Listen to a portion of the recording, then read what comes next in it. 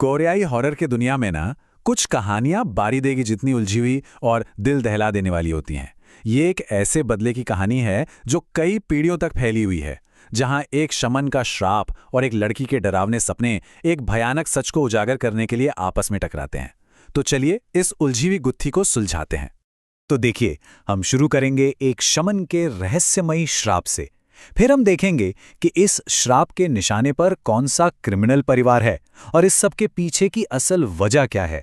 जैसे जैसे कहानी आगे बढ़ेगी, हम भूत के अतीत और उस लड़की की असली पहचान को भी उजागर करेंगे, जो हमें एक बहुत ही घातक अनुष्ठान तक ले जाएगी। और आखिर में हम देखेंगे कि इस बदले की असली कीमत क्या चुकानी पड़ी। कहानी की शुरुआत दो बिल्कुल अलग अलग जगहों से होती है। एक तरफ एक बहुत ही शक्तिशाली शामन है, गोम योंग, जो एक खतरनाक अनुष्ठान कर रहा है, और दूसरी तरफ मीलों दूर एक आम सी लड़की सोरियम हर रात भयानक सपनों से जाग रही है। दोनों को ही इस बात का अंदाजा नहीं है कि उनकी किस्मत एक दूसरे से कितनी गहराई से जुड़ी हुई है। तो एक तरफ एक शमन है जो बदला चाहता है, और दूसरी तरफ एक लड़की जिसे एक आत्मा सता रही है। लेकिन ये दो अलग अलग घटनाएं नहीं हैं। सवाल ये है कि आखिर इस शमन का श्राप इस लड़की के सपनों में क्यों दिखाई दे रहा है। और यही वो सवाल है जो पूरी कहानी को आगे बढ़ाता है, और इसका जवाब वो किसी के भी होश उड़ा देने वाला है। हर श्राप का एक निशाना होता है, तो आखिर ये शक्तिशाली शमन किसे बर्बाद करना चाहता है। चलिए अब कहानी के विलेन से मिलते हैं। श्राप का निशाना है देहान, एक ऐसा शख्स जिसके अपराधों की कोई सीमा नहीं है। वो एक बहुत बड़े ऑर्गन ट्रैफिकिंग रैकेट का सरगना है जो अनगिनत लोगों के अपहरण और हत्या के लिए जिम्मेदार है। देहान अकेला नहीं है। इस श्राप के हिट लिस्ट में उसका पूरा परिवार और उसके करीबी लोग हैं, उसके बेटे, उसकी मंगेतर, उसके आदमी। ये सब वो लोग हैं जिन्हें एक एक करके खत्म किया जाना है। और फिर बदला शुरू होता है। वो लाल ड्रेस वाली भूत जिसे गोमयोंग कंट्रोल कर रहा है, देहान के पूरे साम्राज्य को एक एक करके तबाह करना शुरू कर देती है। लेकिन सबसे डरावनी बात यह है कि सोरिम को ये सब अपने सपनों में देखने के लिए मजबूर किया जाता है, जैसे कि ये सब वो खुद ही कर रही हो। लेकिन इतनी नफरत, इतना गुस्सा, ये सब आखिर आ कहां से रहा है? इस क्रूर बदले के पीछे की असली वजह क्या है? इसके लिए हमें थोड़ा अतीत में झांकना होगा।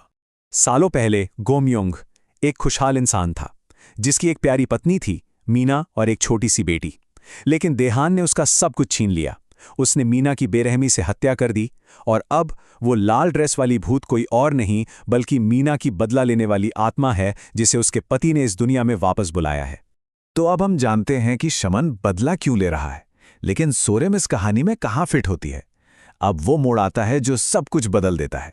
इसका सुराग हमेशा सोरिम के गले में ही था, एक साधारण सा हार जो उसे उसके पिता ने सालों पहले दिया था। एक ऐसा पिता जिसे वो याद भी नहीं कर सकती। याद है वो छोटी लड़की जिसका अपहरण हुआ था? वो लड़की जो बच तो निकली लेकिन अपनी याददाश्त खो बैठी? वो सोरियम थी। वो गोमयोंग और मीना की ही खोई हुई बेटी है। अब जब सारी कड़ियां जुड़ गई हैं, कहानी अपने अंतिम और सबसे खतरनाक पड़ाव पर पहुंचती है। गोमयोंग एक आखिरी रस्म की योजना बनाता है, एक घोस्ट वेडिंग, जिसमें एक जीवित व्यक्ति की शादी एक मृत आत्मा से की जाती है। ये प्लान जितना चालाकी भरा है उतना ही खतरनाक भी है। गोमयोंग देहान को यकीन दिलाता है कि श्राप तोड़ने का एकमात्र तरीका सोरिम को मारना है, जिसकी शादी अब देहान के मरे हुए बेटे से हो चुकी है। वो सोरिम को एक चारे की तरह इस्तेमाल कर रहा है ताकि देहान खुद अपने हाथों से कत्ल करें। लेकिन असली प्लान कुछ और ही है। सोरिम को मारना नहीं, बल्कि उसे एक दवा से प्रेरित कोमा से वापस जिंदा करना। और ठीक उसी पल जब सब कुछ दांव पर लगा है, गोमयोंग को सोरिम के गले में वो हार दिखता है। उसी क्षण उसे एहसास होता है कि ये लड़की उसकी अपनी खोई हुई बेटी है। अपने बदले की आग में उसने अनजाने में अपनी ही बेटी को मौत के मुंह में धकेल दिया था। देहान जाल में फंस जाता है, लेकिन बदले की कीमत हमेशा खून से चुकानी पड़ती है, और अंत किसी की भी कल्पना से कहीं ज्यादा दुखद और हिंसक होता है। इसके बाद जो होता है वो तबाही का मंजर होता है। देहान गोमयोंग को गोली मार देता है। हिंसा के इस चक्र को खत्म करने के लिए देहान का ही बेटा ऊनो अपनी जान दे देता है, और अंत में मीना की आत्मा अपनी बेटी के शरीर पर कब्जा कर लेती है ताकि अपना आखिरी बदला ले सके। इतने खून खराबे और कुर्बानियों के बाद इस पूरी तबाही का जिम्मेदार देहान बच निकलता है। न्याय अधूरा रह जाता है। अंत में मीना की आत्मा अपनी बेटी को एक आखिरी संदेश देती है, गुस्से और बदले से कुछ भी हासिल नहीं होता, बदले का रास्ता सिर्फ और सिर्फ तबाही की ओर ले जाता है। और यहीं पर यह कहानी हमें गहरे सवाल के साथ छोड़ जाती है।